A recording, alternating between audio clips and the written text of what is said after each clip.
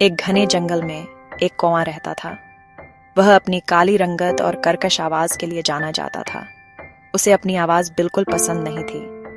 वह जब भी किसी कोयल को सुनता तो उसका मन और भी दुखी हो जाता। कोयल की मधुर सुरीली आवाज सुनकर हर कोई उसकी तारीफ करता था, जिससे कौवा खुद को कमतर महसूस करने लगा। तुम्हारी आवाज इतनी सुरीली क्यों है? तुम इतनी प्यारी क्यों लगती हो? मैं वही गाती हूँ जो मेरे दिल में है, इसलिए मेरी आवाज में इतनी मिठास है। हर जीव की अपनी एक खूबी होती है।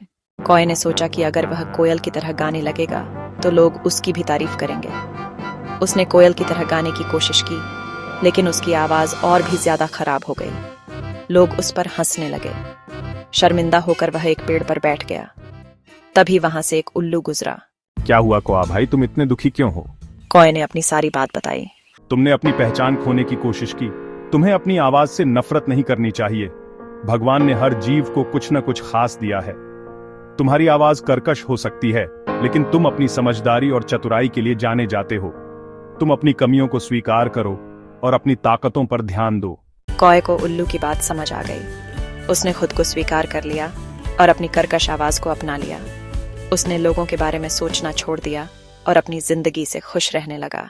इस कहानी से हमें यह सीख मिलती है कि हमें दूसरों की तरह बनने की कोशिश नहीं करनी चाहिए, बल्कि अपनी पहचान और अपनी खूबियों को पहचानना चाहिए।